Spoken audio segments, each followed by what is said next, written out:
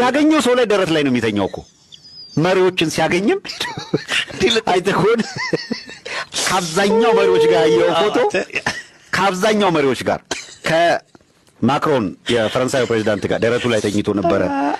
ማን ነው ደቡብ ሱዳን ሳልቫኪር እንደዛ ነበረ። አሁን በቀደም እንደለመደው ኤርዶጋን የቱርኩ ፕሬዝዳንት ጋር ሊተኛ ሲመጣ በሩቅ ያዘው የመሬት ቅጠብተን ይመጣው ሲተካ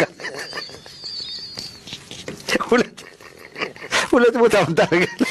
ደግሞ የመሬትና ቱርክ ባላንጣው ነው አላይ የመሬት ይቤቱት ልጅ ሉ ብሎ ጠብቶ መጥቶ እንደገና ቱርክ ሊተኛ አለ። አይ ቱርኮች አይ አይሆንም በእኛ ባላይ ፈክ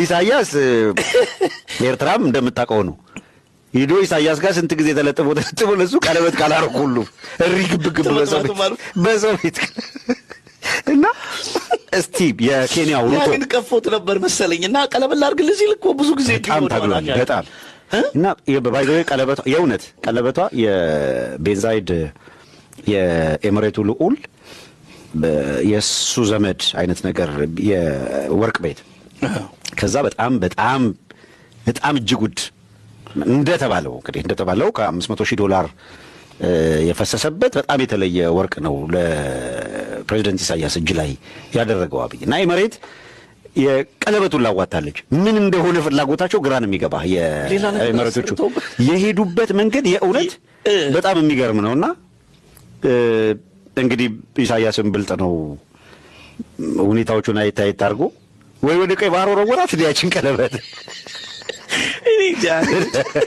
አብይ አሰብ ካሊልኩ የሚደያችን ቀለበት ሊፈልግ ነው እንዴ?